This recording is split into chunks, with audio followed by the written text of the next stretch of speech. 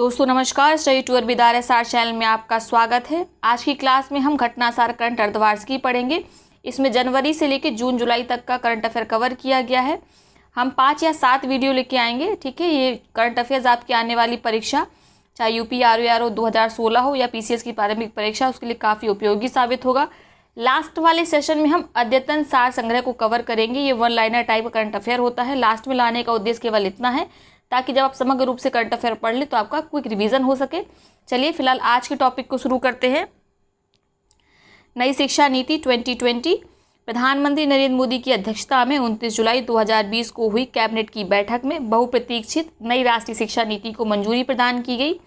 शिक्षा नीति में 34 साल बाद हुए अमूलचूल परिवर्तन के बाद नर्सरी से 12वीं तक के पाठ्यक्रम और शैक्षिक ढांचे को 4 हिस्सों में बांटा गया। 5वीं तक मातृभाषा या क्षेत्रीय भाषा में पढ़ाई होगी, याद रखिएगा। मानव संसाधन विकास मंत्रालय का नाम फिर शिक्षा मंत्रालय कर दिया गया। फिर शब्द का प्रयोग इसलिए किया गया है क्योंकि आज़ादी के बाद से 1985 के पहले इसका नाम शिक्षा मंत्रालय ही था, किंतु जब राजीव गांधी गवर्नमेंट आई तो उसने इसका नाम बदल कर दिया ministry of human resource development, मानव संसाधन विकास मंत्रालय। किंतु बीजेपी की जो पेरेंट ऑर्गेनाइजेशन थी जनता दल, राष्ट्रीय स्वयंसेवक संघ, वे हमेशा से ही शिक्षा मंत्रालय के नाम में फेवर में थे, ठीक है। इसीलिए 2020 में जब नई शिक्षा नीति आई तो इसका नाम बदल कर दिया गया शिक्षा मंत्रालय। वहीं शिक्षा पर जीडीपी का 6% खर्च करने का लक्ष्य है, जो अब तक 4.43% था, तो इसको याद रखिएगा, ये बहुत इंपॉर्टेंट है। अभी तक जीडीपी का 4.43% शिक्षा पर खर्च होता था, इसको बढ़ाकर किया जाएगा 6%, ठीक है, याद रखिएगा। कैबिनेट बैठक में इसरो के पूर्व अध्यक्ष डॉक्टर के कस्तूरीरंगन कमेटी द्वारा तैयार राष्ट्रीय शिक्षा नीति को मंजूरी प्रदान की गई। साथ ही याद रखिएगा, टीएसआर सुब्रमण्यम समिति ने शिक्षा पर कुछ सुझाव दिए थे 2016 में, और सुब्रमण्यम समिति के सुझाव पर विचार करने के लिए 2017 में के कस्तूरीरंगन कमेटी गठित की गई थी, ठीक है। यानी दोनों ही कमेटी किससे संबंधित है? शिक्षा से। नई शिक्षा का उद्देश्य समग्र शिक्षा को बढ़ावा देना। इसके तहत 2035 तक उच्च शिक्षा हायर एजुकेशन में पंजीकरण रजिस्ट्रेशन को 28.3% से बढ़ाकर 50% तक पहुंचाने का लक्ष्य रखा गया है। ये इंपॉर्टेंट है, याद रखिएगा। आगे देख लेते क्या इंपॉर्टेंट है। गैर हिंदी भाषी राज्यों में भाषा विवाद खत्म करने के लिए 5वीं या राज्य चाहे तो 8वीं तक पढ़ाई मातृभाषा में हो सकेगी। उच्च शिक्षा में भी मातृभाषा में पढ़ाई जारी रख सकते हैं। विज्ञान समेत सभी विषयों की किताबें भारतीय भाषा में होंगी। त्रिभाषा फॉर्मूला से भाषा चुनने का अधिकार विभिन्न राज्यों को होगा, ठीक है। 2030 तक स्कूलों में 100% नामांकन का लक्ष्य रखा गया है, यानी कि स्कूलों में हमें 2030 तक 100% एनरोलमेंट करना है। दबाव कम करने के लिए कोर्स घटेगा।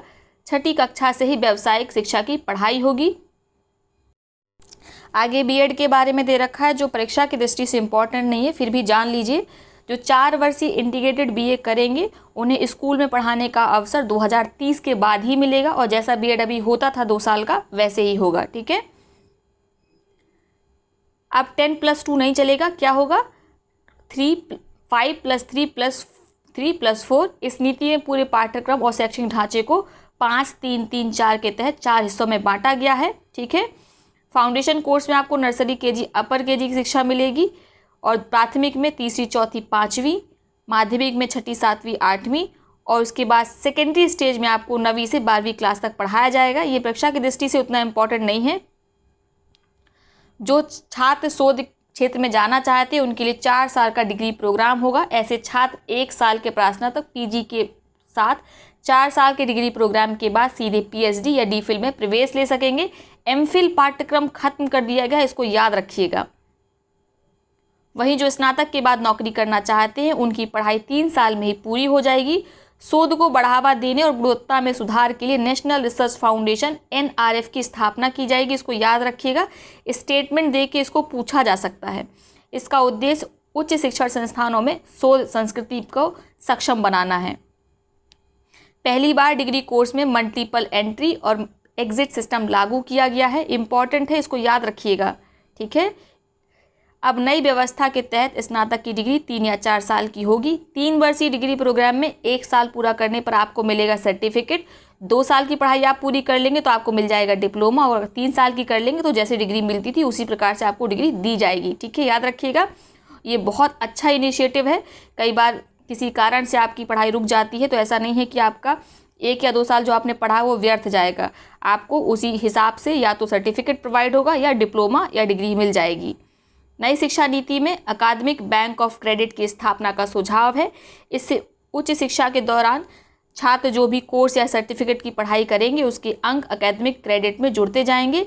इसके आधार पर अंतिम वर्ष में डिग्री लेने के दौरान जुड़ेंगे। इसका लाभ CV में नौकरी के दौरान होगा। ये भी अच्छा इनिशिएटिव है, याद रखिएगा, पूछा जा सकता है। देश के शिक्षण संस्थानों को दुनिया के सर्वश्रेष्ठ संस्थानों में शामिल करने के लिए इंटरनेशनल रैंकिंग के टॉप 100 संस्थानों के कैंपस भारत में खोलने की अनुमति दी जाएगी।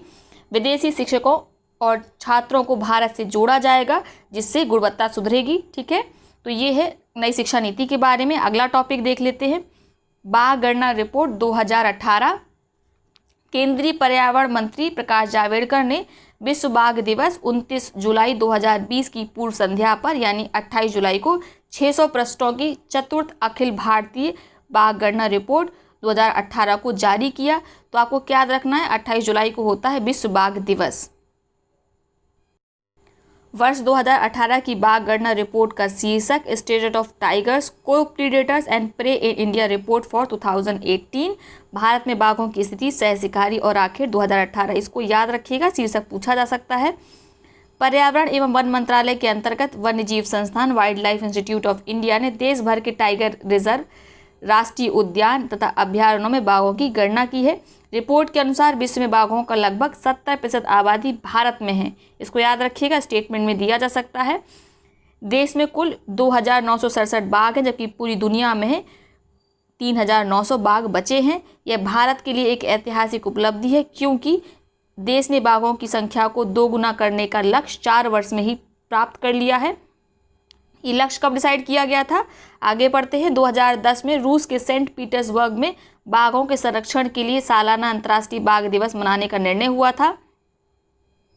तब से हर साल दुनिया भर में यह आयोजित किया जाता है। तो याद रखिएगा, इस सम्मेलन में भारत समेत 13 देशों ने हिस्सा लिया था। 13 देश वे हैं जहां पर टाइगर्स पाए जाते हैं, उन्हें बोला जाता है टाइगर रेंज कंट्रीज। ठीक है, अभी इनके बारे में आगे पढ़ेंगे। 2022 तक बाघों की संख्या में 2 गुनी बढ़ोतरी करने का लक्ष्य रखा गया था, जिसे भारत ने समय से पहले ही प्राप्त कर लिया है। प्रकाश जावड़ेकर ने कहा कि भारत को अपनी बाघ संपदा पर गर्व है। हमारे पास कई समृद्ध संसाधन, सॉफ्ट पावर्स हैं, जिनमें से एक हमारे देश के जानवर हैं। देश में 30,000 हाथी, 3,000 एक सींग वाले गैंडे, 500 से ज़्यादा शेर हैं। केंद्रीय मंत्री ने रिपोर्ट जारी करते हुए कहा 1973 में जहां देश में केवल 9 टाइगर रिजर्व थी, उनकी संख्या अब 50 हो गई है। ठीक है, और इनकी क्वालिटी, इनकी गुणवत्ता अच्छी और सर्वश्रेष्ठ है, आपको याद रखना है। प्रधानमंत्री नरेंद्र मोदी ने पिछले वर्ष बाघ अनुमान रिपोर्ट जारी की थी, जिसके अनुसार भारत में 2006 की तुलना में 2018 में बाघों की संख्या 2 गुनी हो गई है। बाघ गणना रिपोर्ट के अनुसार देश में सबसे अधिक बाघ मध्य प्रदेश में है।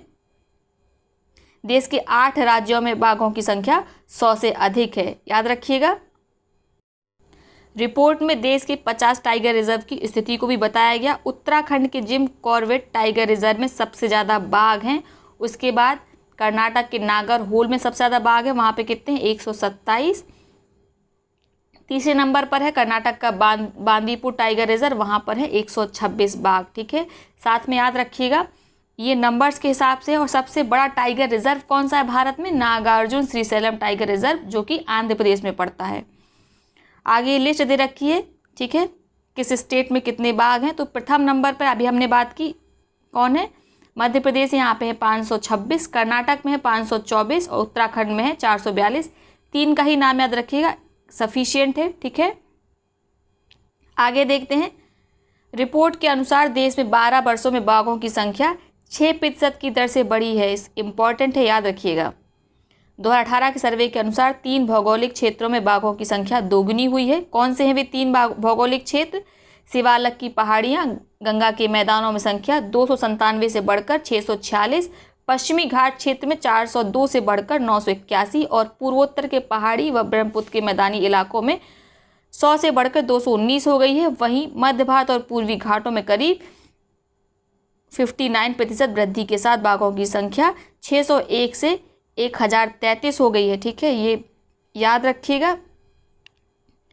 पश्चिमी घाटों में संयुक्त रूप से सर्वाधिक 724 बाघ है। वहीं दूसरे स्थान पर उत्तराखंड और पश्चिमी उत्तर प्रदेश में 604 बाघ रहते हैं, याद रखिएगा। आगे देखते हैं, पश्चिमी घाटों में संयुक्त रूप से सर्वाधिक 724 बाघ है, तो ये पूछा जा सकता है। बांधवगढ़, बांदीपुर, नागरहोल, मदुमलाई, काजीरंगा में 100 से ज़्यादा बाघ है। तो ये याद रखना ज़रूरी नहीं, बस हम देख लेते हैं टाइगर रिजर्व कहाँ कहाँ पर हैं। बांधवगढ़ कहाँ पड़ता है? एमपी में। बांदीपुर कर्नाटक में। नागरहोल कर्नाटक में। मुदुमलाई तमिलनाडु में। काजीरंगा असम में। काजीरंगा वन हॉर्न राइनो के लिए फेमस है। इसके अलावा दुधवा कहाँ पड़ता है? कान्हा एमपी में। तड़ोवा महाराष्ट्र में पड़ता है।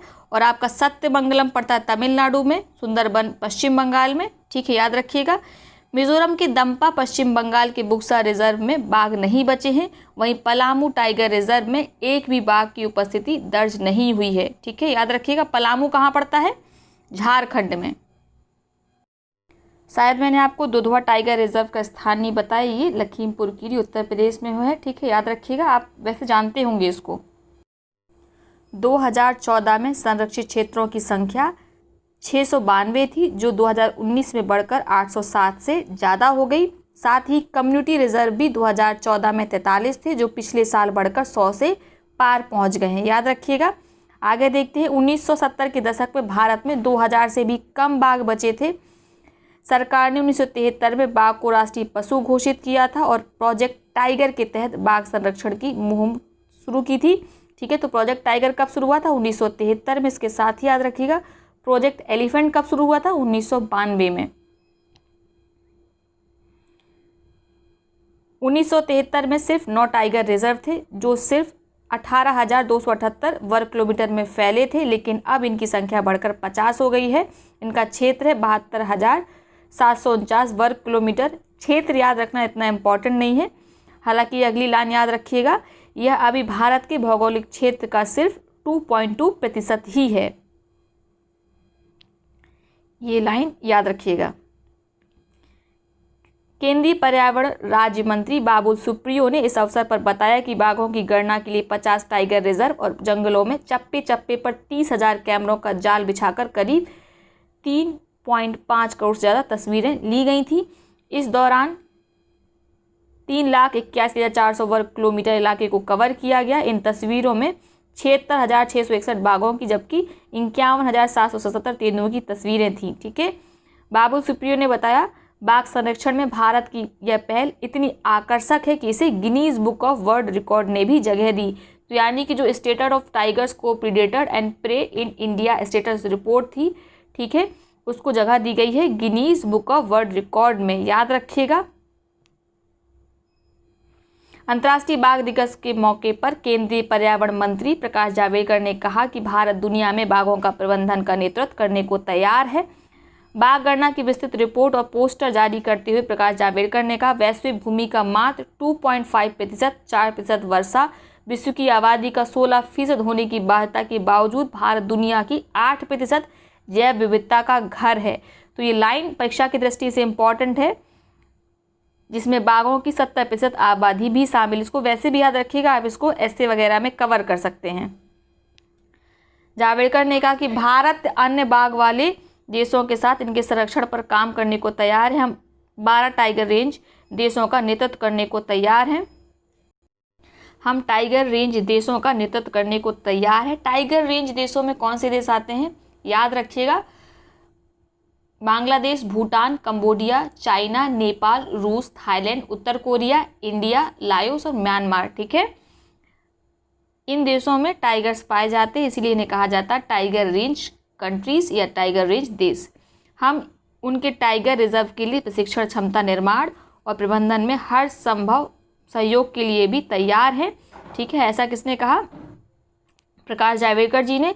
इस समय भारत समेत कुल 13 देशों में टाइगर रेंज है, ठीक है। तो याद रखिएगा, इंपॉर्टेंट है ये लाइन, पूछा जा सकता है। साथ में देश भी याद रखिएगा, एलिमिनेट करने को आ सकता है, ठीक है। अगला करंट अफेयर देखते हैं। अंबाला एयरबेस पर राफेल विमानों का भव्य स्वागत।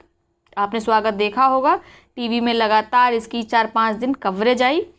रणनीतिक और सामरिक रूप से महत्वपूर्ण हरियाणा के अंबाला एयरबेस पर 29 जुलाई 2020 को वायुसेना प्रमुख RK भदौरिया ने फ्रांस के राफेल विमानों की भव्य लैंडिंग के बाद उन्हें भारतीय वायुसेना में शामिल किया। तो अंबाला एयरबेस पर कब आए थे? 29 जुलाई को, जिस दिन होता है बाघ दिवस।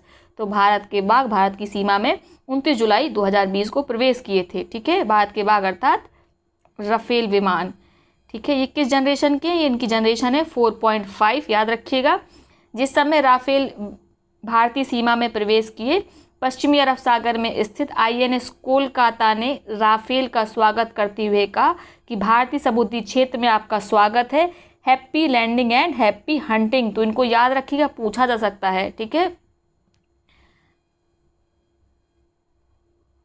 राफेल विमान भारत द्वारा विगत 2 दशक से अधिक समय में लड़ाकू विमानों की पहली बड़ी खरीद है। इसके आने से भारतीय वायुसेना की युद्ध क्षमता में महत्वपूर्ण बढ़ोतरी हुई है।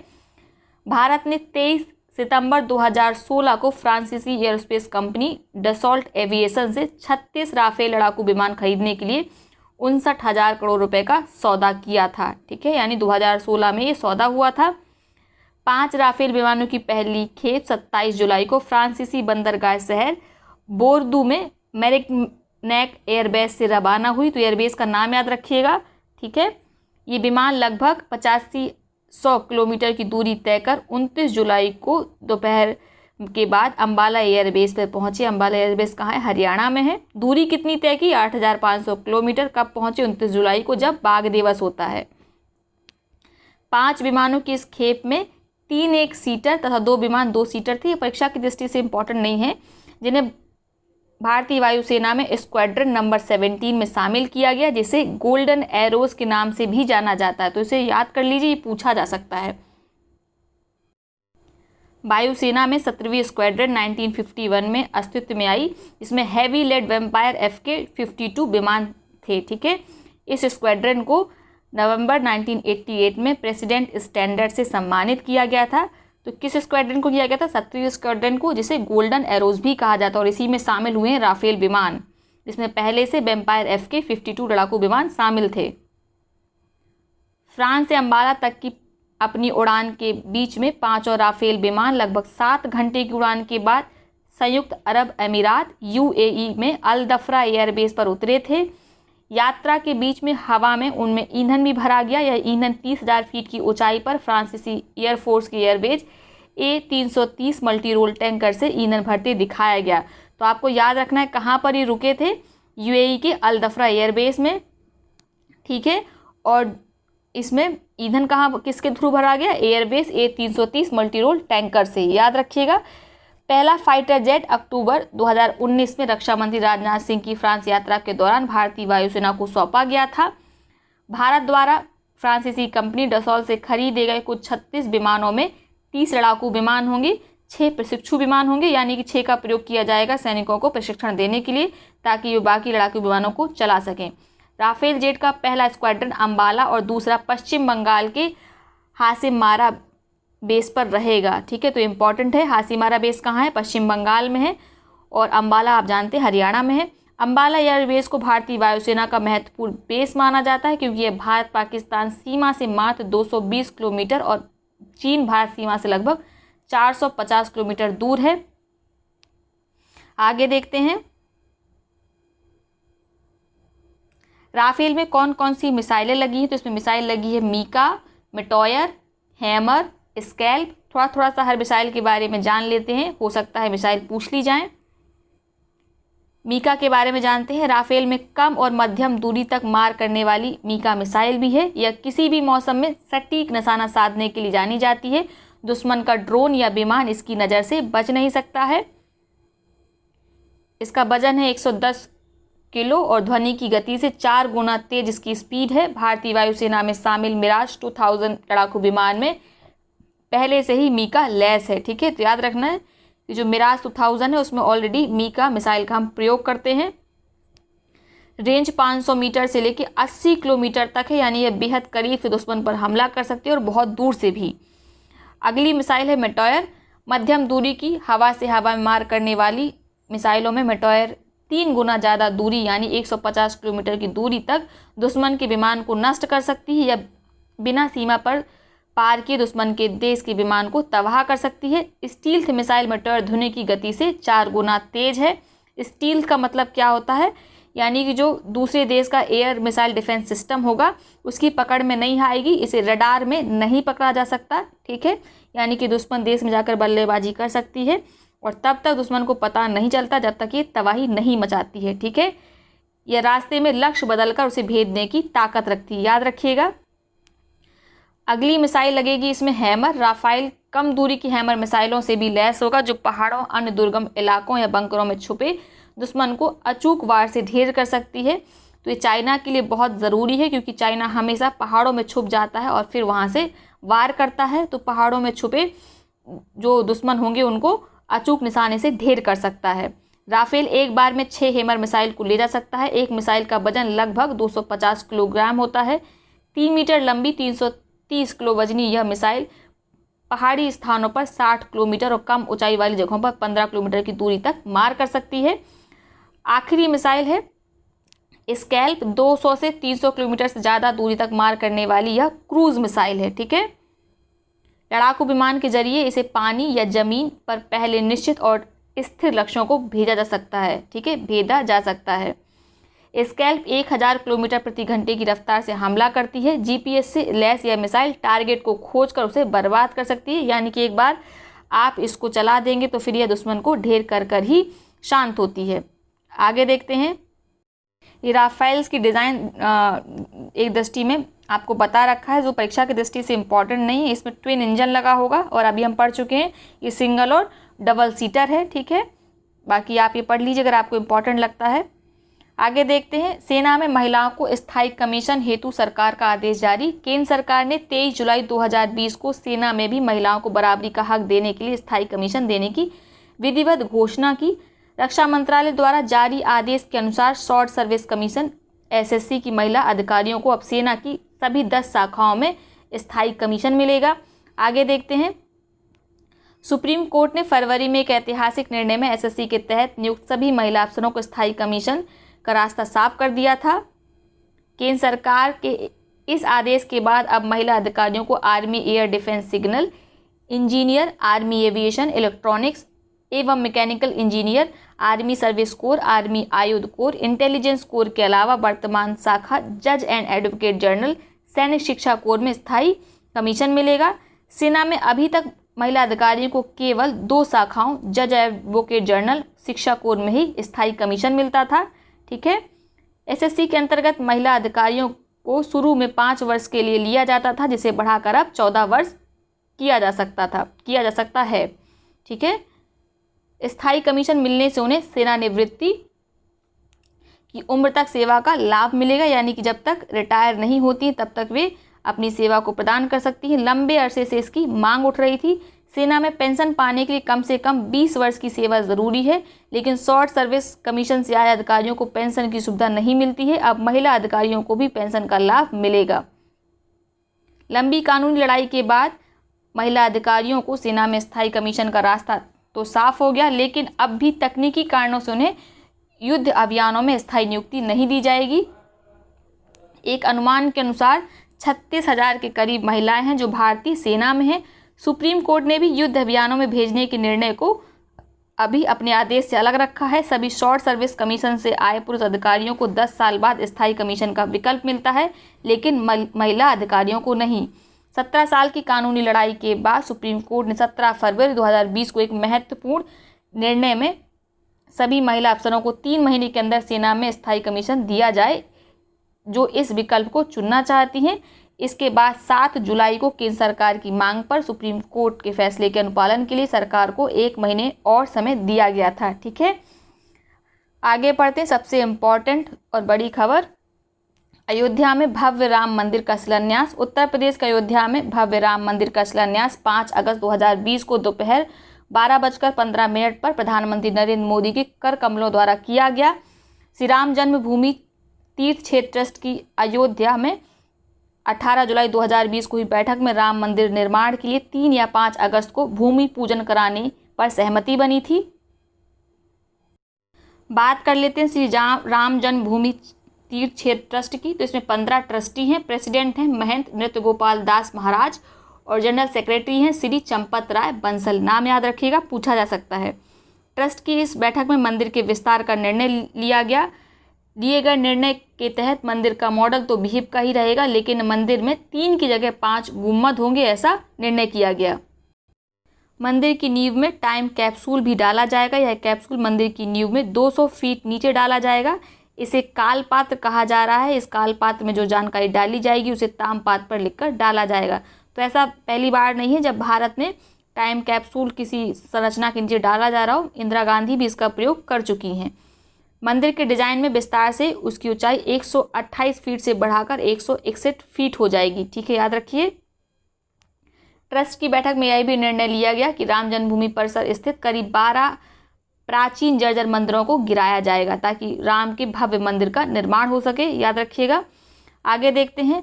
भारत और यूरोपीय संघ के बीच 15वीं शिखर बैठक।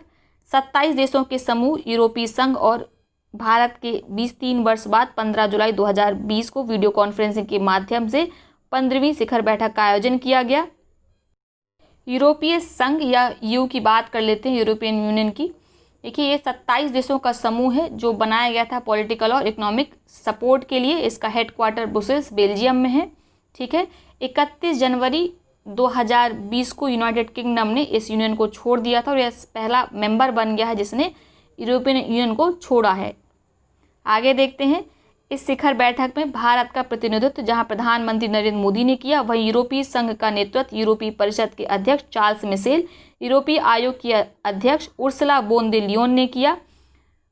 15वें सम्मेलन में दोनों पक्ष व्यापार, निवेश, नवीकरणीय ऊर्जा में सहयोग बढ़ाने और मुक्त व्यापार समझौतों को दिशा देने हेतु उच्च स्तरीय बातचीत जारी रखने पर सहमत हुए।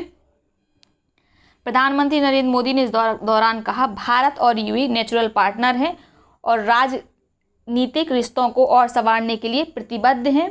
ठीक है। भारत और यूएई के बीच 2025 तक के लिए तय हुए रोड मैप में हिंद और प्रशांत महासागर में शांति, स्थिरता, सुरक्षा को बढ़ाने और मुक्त समुद्री क्षेत्र में स्वतंत्रता को पोषण करने की सहमति बनी। दोनों पक्ष इस दिशा में काम करेंगे, ऐसा कहा गया। ईरान और अफगानिस्तान सहित अन्य क्षेत्रीय हितों वाले मुद्दों पर भी ईयू भारत के साथ होगा। यानी कि भारत का जो भी स्टैंड होगा ईरान और अफगानिस्तान देश को लेके, उस स्टैंड पर ईयू भारत के साथ खड़ा रहेगा। यूरोपीय संघ भारत में पुणे और भोपाल मेट्रो रेल परियोजनाओं में 35 करोड़ यूरो का निवेश करेंगे। याद रखिएगा। ठीक है। कहाँ की मेट्रो रेल परियोजनाओं पर? पुणे और भोपाल मेट्रो रेल परियोजना पर। भोपाल मेट्रो रेल परियोजना का नाम बदला गया है। इसका नाम रखा गया है राजा भोज के नाम पर। परियोजना का नाम नहीं बदला गया है, भोपाल मेट्रो का नाम बदला गया है। ठीक है, याद रखिएगा। इसके अलावा दोनों पक्षों के बीच संतुलित और महत्वाकांक्षी व्यापार समझौता, broad based trade and investment agreement बीटा को लेकर बातचीत अगले कुछ दिनों में शुरू हो जाएगी। दोनों ने इसके लिए प्रतिबद्धता जताई। तो बीटा बातचीत किनके बीच होनी है? भारत और यूरोपीय यूनियन के बीच में। ठीक है, इसका फुल फॉर्म देख लीजिए, broad based trade and investment agreement. 2007 में लॉन्च हुए इस एग्रीमेंट पर दोनों देशों के बीच कुछ जरूरी मुद्दों पर विवाद है। 2013 से बीटा पर बात भी नहीं हो रही थी, लेकिन अब इस मुद्दे को हल करने की प्रक्रिया जल्द शुरू की जाएगी। ठीक है, आगे देखते हैं क्या परीक्षा की दृष्टि से इम्पोर्टेंट है। 100 अरब यूरो के द्विपक्षीय व्यापार के साथ यूरोपीय संघ भारत का सबसे बड़ा आर्थिक साझेदार बन चुका है। अंतरिक्ष से लेकर विज्ञान तकनीक के कई क्षेत्रों में दोनों के बीच गहरा सहयोग रहा है। यह द्विपक्षीय व्यापार कुछ हद तक भारत के पक्ष में है। चलिए अब अगला अपडेट देखते हैं। भारत सरकार ने चीन के 59 ऐप पर लगाया प्रतिबंध। भारत चीन सीमा पर 15-16 जून 2020 की मध्यरात्रि में हुए हिंसक संघर्ष के बाद भारतीय जनमानस में चीन के प्रति व्याप्त जनाक्रोश, चीनी उत्पाद के बहिष्कार की मांग के बीच इलेक्ट्रॉनिक और सूचना प्रौद्योगिकी मंत्रालय भारत सरकार ने 29 जून 2020 को चीन के 59 मोबाइल ऐप्स को प्रतिबंधित करने की घोषणा की। ठीक है, तो निर्णय किसने लिया? भारत सरकार ने। लेकिन कौन सा मंत्रालय ने सुझाव दिया था? इलेक्ट्रॉनिक और सूचना प्रौद्योगिकी मंत्रालय ने। याद रखिएगा। चीन के भारत की संप्रभुता, अखंडता, भारत की रक्षा, राज्य की सुरक्षा, सार्वजनिक व्यवस्था के लिए नुकसानदेह साबित हो रहे थे। सूचना और प्रौद्योगिकी मंत्रालय ने सूचना प्रौद्योगिकी अधिनियम की धारा 69A के अंतर्गत दी गई सूचना प्रौद्योगिकी जनता द्वारा सूचनाओं के उपयोग को अवरुद्ध करने की प्रक्रिया एवं सुरक्षा उपाय नियम 2009 से संबंधित प्रावधानों के तहत दी गई शक्तियों का प्रयोग कर खतरों की उभरती प्रकृति को देखते हुए 59 ऐप्स को प्रतिबंधित करने का निर्णय लिया गया। तो आपको ये याद रखना है, सूचना प्रौद्योगिकी अधिनियम 2000, ठीक है, यहाँ पे 2000 नहीं लिखा है, इसकी धारा 69A के तहत इन ऐप्स को प्रतिबंधित किया गया है। आगे देखते हैं, सूचना प्रौद्योगिकी मंत्रालय को विभिन्न स्रोतों से अनेक शिकायतें मिली थी, जिसमें एंड्रॉयड और iOS प्लेटफॉर्म पर उपलब्ध कई मोबाइल ऐप के दुरुपयोग के बारे में जानकारी दी गई थी। ऐप का प्रयोग करने वाले उपयोगकर्ताओं के डेटा को अनधिकृत तरीके से उन सर्वरों पर प्रसारित किया जा रहा था जो देश से बाहर स्थित हैं, खासकर चीन में स्थित हैं, ठीक है। तो ये आगे देखते हैं, ये लिस्ट दे रखी है उन ऐप्स की जिनको प्रतिबंधित किया गया है, इम्पॉर्टेंट नहीं है, आप एक नज़र में देख सकते हैं। उल्लेखनीय है कि प्रतिबंधित किए गए चीनी ऐप्स के भारतीय विकल्प भी ऐप्स स्टोर या प्ले स्टोर पर उपलब्ध हैं। टिकटॉक को टक्कर देने के लिए स्वदेशी मित्रोन ऐप, चिंगारी ऐप अच्छे विकल्प बताए जा रहे हैं। हालांकि मित्रोन ऐप बाद में पता चला पाकिस्तानी है, ठीक है। 59 चीनी ऐप्स पर प्रतिबंध के बाद भारत सरकार ने 26 जुलाई 2020 को चीन के 47 और ऐप्स पर प्रतिबंध लगा दिया। सभी 47 ऐप्स पहले से बैन हुए 59 ऐप्स के क्लोन और लाइट वर्जन थे। इस तरह भारत सरकार ने चीन के कुल 106 ऐप्स को भारत में प्रतिबंधित कर दिया, ठीक है। तो बस आपको जो इम्पोर्टेंट चीज़ इसमें याद रखनी है वो आपको याद रखना है, प्रतिबंध लगाया गया किसके द्वारा? सूचना प्रौद्योगिकी अधिनियम 2000 की धारा 69A के तहत किसने लगाया? सूचना प्रौद्योगिकी मंत्रालय ने। आगे देखते हैं, म्यांमार के राष्ट्रपति की भारत यात्रा। म्यांमार के राष्ट्रपति यू विन मिंट एक उच्च स्तरीय शिष्टमंडल के साथ 26 से 29 फरवरी 2020 तक भारत की सरकारी यात्रा पर रहे। राष्ट्रपति रामनाथ कोविंद से मुलाकात के दौरान दोनों देशों ने ऊर्जा, परिवहन, डिजिटल कनेक्टिविटी, पर्यावरण एवं विरासत प्रबंधन जैसे महत्वपूर्ण क्षेत्रों में साझेदारी बढ़ाने पर बल दिया। भारत ने म्यांमार के तामू में पहले चरण के रूप में आधुनिक एकीकृत check post, integrated check post के निर्माण के लिए अपनी प्रतिबद्धता दोहराई, ठीक है, याद रखिएगा। दोनों देशों ने 7 अप्रैल 2020 तक इम्फाल और मांडले के बीच एक समन्वित बस सेवा शुरू करने संबंधित सहमति पत्र का स्वागत किया। यह समझौता दोनों देशों के बीच 18 फरवरी 2020 को हुआ था, जिस पर मांडले एक्सप्रेस कंपनी लिमिटेड और भारत की 7 सिस्टर हॉलीडेज कंपनी लिमिटेड ने हस्ताक्षर किए थे। हालांकि ये बीच में स्थगित हो गई थी कोरोना के कारण। दोनों देशों ने 2012 में हस्ताक्षरित समझौते के अनुसार सीमा हाटों की स्थापना का कार्य शुरू करने की सहमति व्यक्त की। सीमा हाट ऐसे बाजार होते हैं जहां पर दो देशों के बॉर्डर मिलते हैं और बॉर्डर्स ओपन होते हैं। वहां पर दोनों ही देशों के जो ट्राइबल्स होते हैं या उधर जो लोग रह रहे होते हैं वे बाजार लगाते हैं और जो वहाँ के लोकल लोग होते हैं वहाँ आकर ख़रीदारी करते हैं। इससे प्रेम और सौहार्द बनता है बॉर्डर पर, ठीक है। तो भारत और म्यांमार ने सीमा हाटों की स्थापना के लिए जो अपनी प्रतिबद्धता है उसको दोबारा व्यक्त किया। आगे देखते हैं, भारत और म्यांमार ने विभिन्न क्षेत्रों में 10 समझौतों पर हस्ताक्षर किए। किन क्षेत्र में समझौते किए गए जानना इम्पोर्टेंट नहीं है। आगे देखते हैं, भारत चीन के बीच गलवान घाटी में हिंसक झड़प के बाद बने युद्ध जैसे हालात टले। इसको पढ़ लेते हैं, ये परीक्षा की दृष्टि से ज़्यादा इम्पोर्टेंट नहीं है। लद्दाख स्थित गलवान घाटी में भारत और चीन के सैनिक के बीच हुई हिंसक झड़प के बाद सीमा पर बने युद्ध जैसे हालात जुलाई 2020 के पहले सप्ताह तक सामान्यीकरण की ओर अग्रसर दिखे।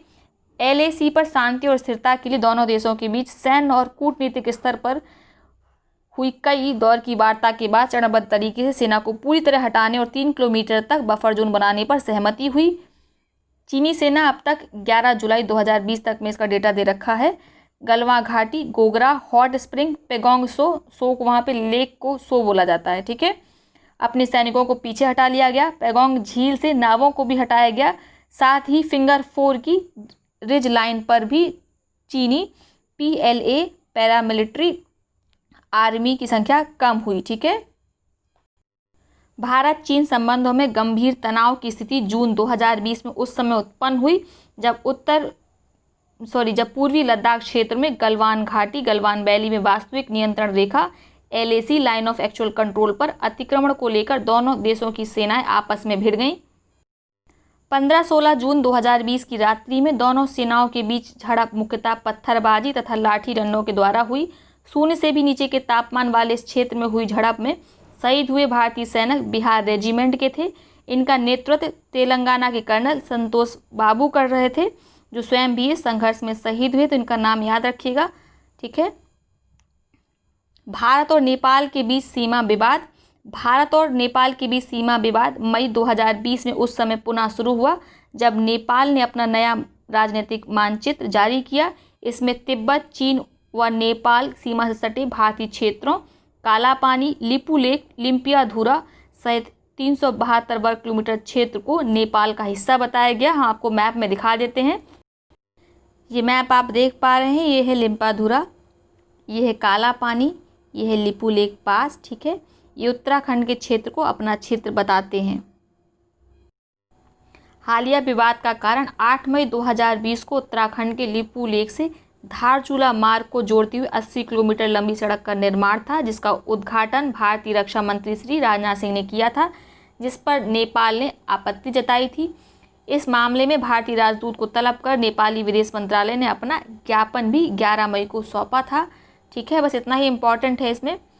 नेपाल का दावा है कि महाकाली नदी का पूरा क्षेत्र उनकी सीमा में आता है, जबकि भारतीय विदेश मंत्रालय ने लिपू लेक को भारतीय सीमा क्षेत्र बताते हुए कहा कि इस मार्ग से पहले भी मानसरोवर यात्रा होती रही है। आगे देखते हैं। काला पानी, लिम्पियाधुरा, लिपू लेक के संबंध में भारत नेपाल के बीच विवाद काफ़ी पुराना है। दोनों ही देश इसे अपने अधिकार क्षेत्र में होने का दावा करते रहे हैं। नेपाल ने संबंध में वर्ष 1816 में हुई सुगौली की संधि का उल्लेख किया। इसको याद रखिएगा, ये पूरा ही पैराग्राफ इम्पॉर्टेंट है। यहाँ के विदेश मंत्रालय के अनुसार इस संधि के तहत काली नदी के पूर्व के सभी क्षेत्र, जिसमें लिम्पियाधुरा, काला पानी, लिपू लेक शामिल है, नेपाल का अभिन्न हिस्सा है। भारत इसे उत्तराखंड के पिथौरागढ़ जिले का हिस्सा मानता है। 1816 की सुगौली संधि एंग्लो नेपाली युद्ध के बाद ब्रिटिश भारत और नेपाल के बीच संपन्न हुई थी। इस संधि में महाकाली नदी को नेपाल की पश्चिमी सीमा के रूप में परिभाषित किया गया था, जिसके अनुसार काली नदी के पूर्व में पड़ने वाले क्षेत्र पर नेपाल के अधिकार को मान्यता दी गई थी। भारतीय विदेश मंत्रालय ने नेपाल के नवीन राजनीतिक मानचित्र को पूर्णतः कृत्रिम तथा भारत के लिए अस्वीकार्य बताया। अक्टूबर 2019 में जम्मू कश्मीर तथा लद्दाख के केंद्र शासित प्रदेश के रूप में अस्तित्व में आने के बाद 2 नवंबर 2019 को भारत सरकार ने एक नवीन मानचित्र जारी किया था, जिसमें काला पानी को भारतीय क्षेत्र के रूप में दिखाया गया था और यहीं से विवाद शुरू हुआ था। साथ में याद रखिएगा, नेपाल की एक सांसद थी सरिता गिरी, ठीक है, जिन्होंने नेपाल के इस नए नक्शे का विरोध किया था, जिसके बाद सरिता गिरी को पार्टी और पद से बर्खास्त कर दिया गया था। ठीक है, नेपाल सरकार के द्वारा। तो इनका नाम ज़रूर याद रखिएगा, परीक्षा में पूछा जा सकता है। आगे थोड़ा सा काला पानी विवाद भी देख लेते हैं। काला पानी उत्तराखंड के पिथौरागढ़ जिले के पूर्वी हिस्से में स्थित एक क्षेत्र है, जो उत्तर में चीन के तिब्बत स्वायत्त क्षेत्र के साथ अपनी सीमा साझा करता है। वहीं पूर्व और दक्षिण में इसकी सीमा नेपाल से लगती है। यह क्षेत्र, जो लगभग 37,000 हेक्टेयर भूमि पर में फैला है, भारत और नेपाल बीच का सबसे बड़ा क्षेत्रीय विवाद है। ठीक है, आगे देखते हैं नेक्स्ट अपडेट क्या है। भारत से बाहर दुनिया का पहला योग विश्वविद्यालय अमेरिका में। भारत के बाहर दुनिया के पहले योग विश्वविद्यालय का उद्घाटन अमेरिका के लॉस एंजलिस में 23 जून 2020 को किया गया। याद रखिएगा, इंटरनेशनल योगा डे, विश्व योग दिवस कब होता है? 21 जून को। 2020 की थीम क्या थी? Yoga for health, yoga from home, स्वास्थ्य के लिए योगा और घर से योगा। याद रखिएगा, इम्पॉर्टेंट है। इस योग विद्यालय का नाम स्वामी विवेकानंद योग विश्वविद्यालय रखा गया। स्वामी विवेकानंद योग अनुसंधान संस्थान, जो बेंगलुरु में है, यहाँ के चांसलर HR नागेन स्वामी विवेकानंद योग विश्वविद्यालय लॉस एंजलिस के पहले अध्यक्ष बनेंगे। ठीक है, याद रखिएगा इनका नाम। अगला अपडेट देखते हैं। भारत के पहले सार्वजनिक EV चार्जिंग प्लाजा का दिल्ली में उद्घाटन। केंद्रीय विद्युत, नवीन और नवीकरणीय ऊर्जा मंत्री RK सिंह द्वारा 20 जुलाई 2020 को नई दिल्ली के चेम्सफोर्ड क्लब में भारत के पहले सार्वजनिक EV electric vehicle charging plaza का उद्घाटन किया गया। या ईबी प्लाजा को भारत में ई मोबिलिटी को सर्वव्यापी सुविधाजनक बनाने के लिए नई दिल्ली नगर पालिका परिषद एनडीएमसी के सहयोग से energy efficiency service limited EESL द्वारा स्थापित किया गया है। तो स्थापना में कौन कौन शामिल है? EESL और नई दिल्ली नगर पालिका परिषद। भारत के पहले सार्वजनिक ईवी चार्जिंग प्लाजा में 5 विभिन्न विशेषताओं वाले इलेक्ट्रिक वाहन चार्जर लगाए गए हैं, जो विभिन्न उपभोक्ताओं के लिए इलेक्ट्रिक वाहनों की चार्जिंग समस्या का समाधान और सरल बना देंगे। आगे देखते हैं। बेंगलुरु एयरपोर्ट AWMS तकनीक स्थापित करने वाला देश का पहला airport Bengaluru international airport limited बियाल अपने एक नए रनवे के दोनों छोरों पर स्वदेशी रूप से विकसित एविएशन वेदर मॉनिटरिंग सिस्टम यानी AWMS स्थापित करने वाला भारत का पहला हवाई अड्डा बन गया है। तो इसको याद रखिएगा, इनके फुल फॉर्म्स भी याद रखिएगा, ठीक है। इस नई तकनीक को बेंगलुरु स्थित NAL नेशनल लेबोरेटरी द्वारा विकसित किया गया है। इसके अलावा बियाल अर्थात बेंगलुरु इंटरनेशनल एयरपोर्ट लिमिटेड में 4 दृष्टि ट्रांसमिसोमीटर को भी स्थापित किया है, जिन्हें NAL नेशनल एरोस्पेस लेबोरेटरीज द्वारा live runway visibility range RVR के लिए भारतीय मौसम विभाग के साथ मिलकर अलग से विकसित किया गया है, ठीक है। AWMS सेंटर 10 मीटर के मास्ट पर स्थापित किया गया, जो कि NAL द्वारा डिजाइनिंग किया गया इसके तरह का पहला सेंसर है। ये क्या है? Aviation weather monitoring system AWMS। इससे वेदर की मॉनिटरिंग आराम से हो सकेगी और सबसे बड़ी बात, इसे स्वदेश में ही बनाया गया है। अगला अपडेट ये इम्पॉर्टेंट है। उत्तराखंड के वन विभाग द्वारा पिथौरागढ़ जिले के कुमायूं के मनिस्वारी में देश का पहला लाइकेन कवक पार्क स्थापित किया गया। लाइकेन हिमालय में 5000 मीटर की ऊंचाई पर उगने वाला महत्वपूर्ण प्रजातियों में से एक है। ये प्रदूषण के स्तर के सबसे अच्छे जैव इंडाइटर माने जाते हैं, ठीक है। तो जहाँ पर लाइकेन्स होते हैं बताया जाता है कि वहाँ का जो एटमॉस्फेयर है वो काफ़ी क्लीन है, ठीक है। जहाँ पर प्रदूषण ज़्यादा होता है लाइकेन सबसे पहले मरने लगते हैं। तो ये प्रदूषण के अच्छे इंडिकेटर्स होते हैं, याद रखिएगा। इन जुरासिक कालीन लाइकेन प्रजातियों का प्रयोग भोजन, इत्र, रंजक और पारंपरिक दवाओं के रूप में किया जा सकता है। तो आपको याद रखना है भोजन में भी इसका उपयोग होता है, ठीक है। डाई में, रंजक मतलब डाई, और पारंपरिक दवाओं में। हो सकता है स्टेटमेंट बना के दे दिया जाए तो आपको लगेगा लाइकेन कौन ही भोजन के रूप में प्रयोग करता होगा, लेकिन आपको याद रखना है, ठीक है, भोजन, इत्र, रंजक और पारंपरिक दवाओं में इसका प्रयोग होता है। लगभग 2 एकड़ भूमि में फैले इस कवक पार्क में 80 से अधिक प्रजातियां हैं। उत्तराखंड में वैसे लाइकेन की 600 से अधिक प्रजातियां पाई जाती हैं। लाइकेन पार्क स्थापित करने का उद्देश्य विभिन्न कवक प्रजातियों, लाइकेन प्रजातियों के वितरण, उनके निवास, उनके रूपात्मक और शारीरिक पहलुओं के बारे में अध्ययन करना है। उत्तराखंड में देश के पहले कवक पार्क लाइकेन पार्क को 27 जून 2020 से लोगों के लिए खोल दिया गया है। कवक एक प्रकार की वनस्पति है जो पेड़ के तनों, दीवारों, चट्टानों, मिट्टी में पनपती है।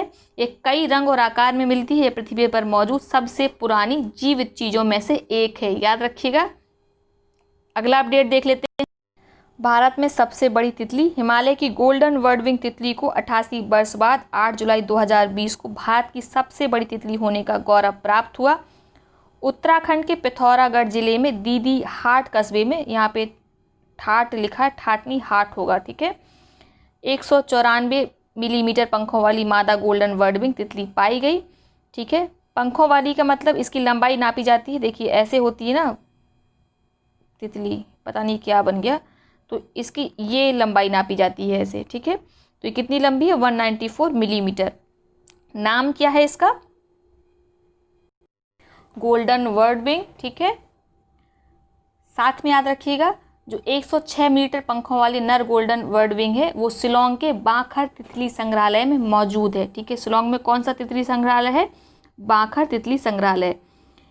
गोल्डन वर्डविंग के पहले भारत की सबसे बड़ी जो तितली थी वो कौन थी? सौदर्न वर्डविंग। तो इसका नाम याद रखिएगा, इसको इस टॉपिक में मेंशन नहीं किया गया है, तो आपको याद रखना है गोल्डन वर्डविंग के पहले सौदर्न वर्डविंग को ही भारत की सबसे बड़ी तितली कहा जाता था। साथ में आपको याद रखना है जो 106 मिलीमीटर पंखों वाली नर गोल्डन वर्डविंग तितली है वो ऑलरेडी मौजूद है कहाँ पर? बांखर तितली संग्रहालय में, शिलोंग में। 2 नई तितली प्रजातियों की खोज की गई है। ये इम्पॉर्टेंट नहीं है, रीड कर लेते हैं। लेकिन जून 2020 में अरुणाचल प्रदेश में वैज्ञानिकों द्वारा 2 नई तितली प्रजातियों की खोज की गई। इस खोज के साथ देश में तितली प्रजातियों की संख्या बढ़कर 1327 हो गई है।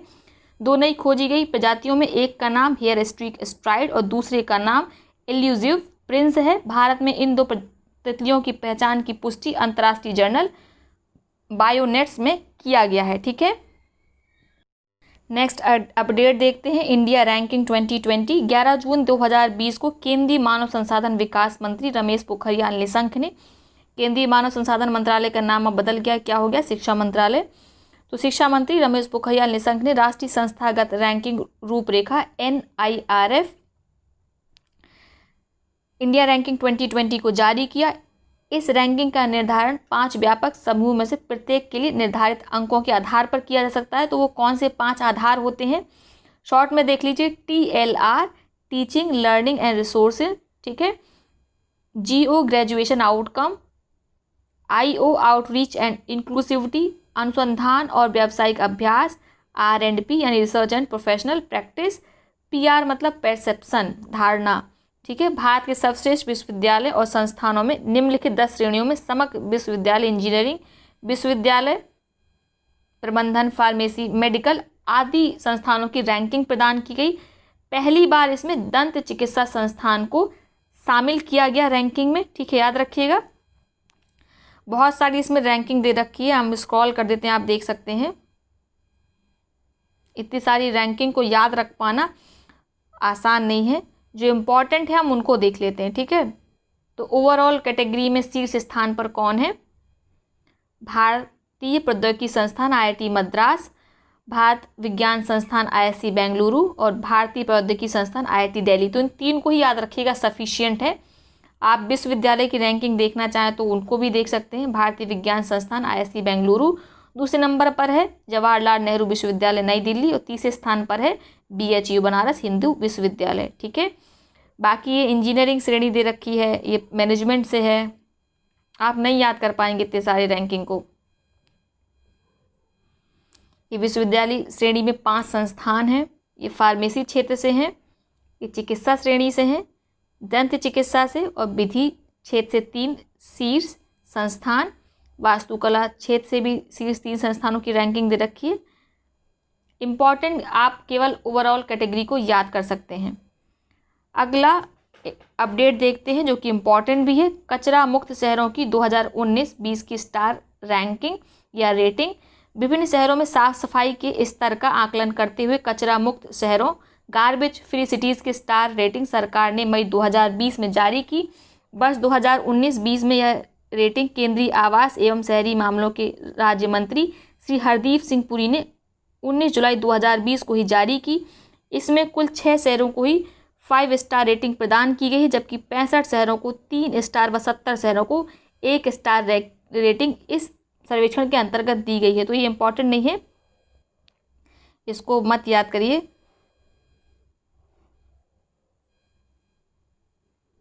इनमें कुल 6 शहरों को ही 5 स्टार रेटिंग 5 स्टार रेटिंग प्रदान की गई, जबकि 65 शहरों को, इसको छोड़ दीजिएगा।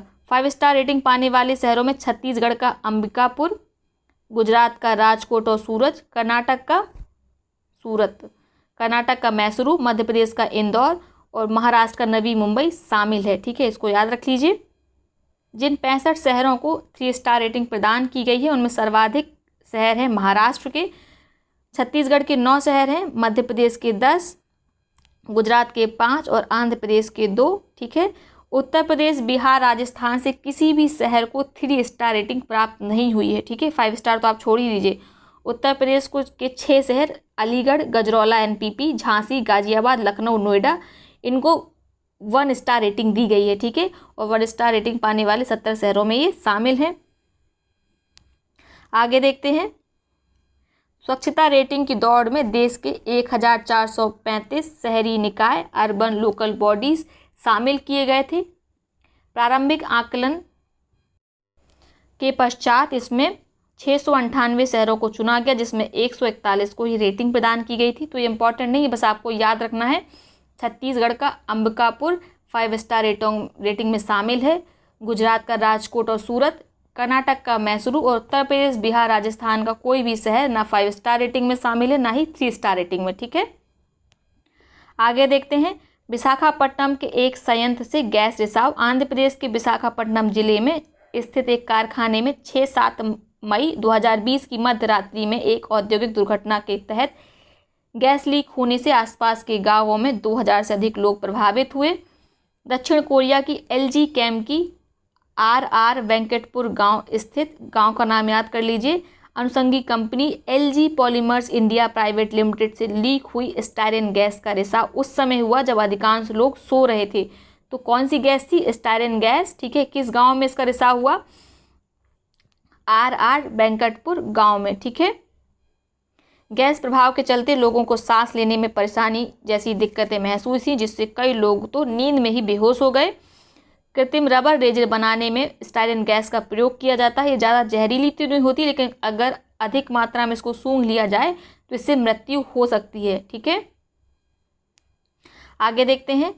विशाखापट्टनम पुलिस ने एलजी पॉलीमर्स प्लांट के विरुद्ध आपराधिक मामला दर्ज किया। इसमें गैर इरादतन हत्या व लापरवाही से मौत की धाराएं जोड़ी गई। आंध्र प्रदेश के मुख्यमंत्री वाईएस जगनमोहन रेड्डी ने दुर्घटना में मारे गए लोगों के आश्रितों को 1-1 करोड़ रुपए की राहत राशि प्रदान करने की घोषणा 7 मई को ही कर दी थी। ठीक है, हिंदुस्तान पॉलीमर्स प्लांट में गैस रिसाव की इस घटना से 36 वर्ष पुरानी भोपाल गैस ट्रेजिडी की यादों को एक बार पुनः ताज़ा कर दिया। भोपाल में 2 और 3 दिसंबर 1984 की मध्यरात्रि में यूनियन कार्बाइड के संयंत्र में मेथाइल आइसोसाइनाइड गैस के रिसाव से लगभग 3000 लोगों की मृत्यु हो गई थी। ठीक, तो आपको याद रखना है भोपाल गैस ट्रेजिडी कब हुई थी? 1984 में। ठीक है, गैस कौन सी थी? Methyl isocyanide. और अभी 6 और 7 मई 2020 को गैस का रिसाव हुआ। गैस का नाम क्या था? स्टायरेन गैस। किस गांव में रिसाव हुआ था? आर वेंकटपुर गांव कहाँ है? आंध्र प्रदेश में। अगला अपडेट देखते हैं। सुंदरवन में रॉयल बंगाल टाइगर की संख्या में वृद्धि। पश्चिम बंगाल के वन मंत्रालय के आंकड़ों के अनुसार सुंदरवन क्षेत्र में रॉयल बंगाल टाइगर्स की संख्या में 8 की वृद्धि हुई है। ठीक है, 2019-20 में गणना में सुंदरवन में इनकी संख्या 96 पाई गई, जबकि एक वर्ष पूर्व 2018-19 में जब गणना की गई थी तो संख्या थी 88। ठीक है, अब कितने की वृद्धि हुई है? 8 की। तो ये टोटल कितने हो गए? 96। इतना ही इंपॉर्टेंट है, इसमें याद रखिएगा। रॉयल बंगाल टाइगर आईयूसीएन की रेड लिस्ट में इंडेंजर्ड कैटेगरी में रखे गए हैं। अगला अपडेट देखते हैं। चक्रवाती तूफान अम्फान से उड़ीसा पश्चिम बंगाल में भारी तबाही। बंगाल की खाड़ी से मई 2020 में उठे भीषण चक्रवाती तूफान अम्फान ने उड़ीसा पश्चिम बंगाल के साथ साथ बांग्लादेश के तटवर्ती क्षेत्रों में भारी तबाही मचाई। 1999 में उड़ीसा में आए भीषण चक्रवाती तूफान के पश्चात बंगाल की खाड़ी से उठने वाले पहला सुपर साइक्लोन था। 190 किलोमीटर प्रति घंटा की रफ्तार के साथ दीघा तट से टकराए इस तूफान से सबसे ज़्यादा तबाही पश्चिम बंगाल में हुई। दीघा तट कहाँ है? पश्चिम बंगाल में है। यहाँ कम से कम 80 लोगों ने अपनी जान तूफान के चलते गंवाई। प्रधानमंत्री मोदी ने तूफान प्रभावित क्षेत्रों का हवाई दौरा 20 मई 2020 को किया। इस दौरान उन्होंने उड़ीसा के लिए 500 करोड़ और पश्चिम बंगाल के लिए 1000 करोड़ की सहायता राशि की घोषणा की। अम्फान के बाद जून के पहले सप्ताह में महाराष्ट्र गुजरात के तटीय इलाके में 120 किलोमीटर की गति से निसर्ग तूफान टकराया। इस तूफान का नाम निसर्ग बांग्लादेश ने दिया है, जिसका शाब्दिक अर्थ है प्रकृति। याद रखिएगा, निसर्ग तूफान के लिए तो महाराष्ट्र और गुजरात में पहले से ही अलर्ट जारी कर दिया गया था, फिर भी इस तूफान ने काफ़ी ज़्यादा तबाही मचाई है। आगे देखते हैं। भारत में एशियाई शेरों की आबादी में 29% की वृद्धि। 10 जून 2020 को भारत के प्रधानमंत्री नरेंद्र मोदी ने एक ट्वीट के द्वारा गुजरात के गिर वन में एशियाई शेरों की आबादी में बढ़ोतरी की सूचना दी। उन्होंने लिखा कि गुजरात के गिर वन में रहने वाले एशियाई शेरों की आबादी में लगभग 29% की वृद्धि हुई है। ठीक है, याद रखिएगा, इंपॉर्टेंट है ये, क्योंकि वृद्धि का परसेंटेज काफ़ी ज़्यादा है। इसके साथ ही उनके रहने का दायरा भी 36% बढ़ा है। एशियाई शेरों की संख्या वर्ष 2015 की संख्या 523 से बढ़कर 2020 में 674 हो गई है। इसके साथ ही उनके रहने का दायरा भी वर्ष 2015 से 22,000 वर्ग किलोमीटर से बढ़कर 2020 में 3,000 वर्ग किलोमीटर हो गया है। गुजरात के जूनागढ़ स्थित गिरवन बाघ संरक्षित क्षेत्र है जो पूरी दुनिया में एशियाई बब्बर शेरों के लिए प्रसिद्ध है। गिर के शेर जूनागढ़, गिर सोमनाथ, अमरेली, भावनगर, बोराद, पोरबंदर, राजकोट, सुरेंद्रनगर तक के जंगलों में देखे जा सकते हैं। तो आपको इसको याद नहीं रखना, बस इतना याद रखिएगा, गुजरात के जूनागढ़ स्थित गिरवन बाघ संरक्षित क्षेत्र है जो पूरी दुनिया में एशियाई बब्बर शेरों के लिए प्रसिद्ध है। आगे देखते हैं, गिरवन के कुल 674 शेरों में 161 नर हैं, 260 मादा हैं, 116 वयस्क शावक हैं और 137 शावक हैं। आगे देखते हैं, कैमरा लगा बाघों की गिनती में भारत का विश्व रिकॉर्ड। इसके बारे में हम ऑलरेडी पढ़ चुके हैं, फिर से रिवाइज कर लेते हैं। 11 जुलाई 2020 को पर्यावरण, वन एवं जलवायु परिवर्तन मंत्रालय द्वारा जारी प्रेस विज्ञप्ति के अनुसार भारत ने कैमरा लगाकर बाघों की गिनती करने का विश्व रिकॉर्ड बनाया। अखिल भारतीय बाघ आकलन 2018 को Guinness book of world record में दुनिया ने सबसे बड़ा कैमरा ट्रैपिंग वाइल्ड लाइफ सर्वे की श्रेणी में शामिल किया है। ठीक है, तो श्रेणी याद रखिएगा, किस श्रेणी में?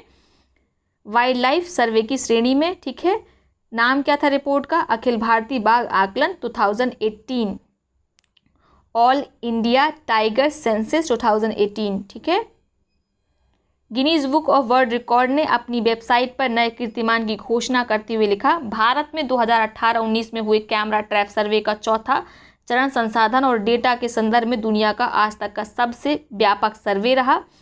कैमरा ट्रैप मोशन सेंसर के साथ लगे हुए बाहरी फोटोग्राफिक उपकरण जो किसी भी जानवर के गुजरने पर रिकॉर्डिंग शुरू कर देते हैं। ठीक है, करीब 1.21 लाख वर्ग किलोमीटर के क्षेत्रफल में 141 जगहों पर 26,838 कैमरे लगाकर वन्य जीवों की तस्वीरें ली गई। ठीक है, उनके आधार पर ही बाघों की गणना की गई थी। ठीक है, याद रखिएगा। तस्वीरों में सॉफ्टवेयर के जरिए धारी के पैटर्न के आधार पर बाघों की गिनती की गई। सर्वे का चौथा चरण पूर्ण होने के बाद देश में बाघों की कुल संख्या है 2,967।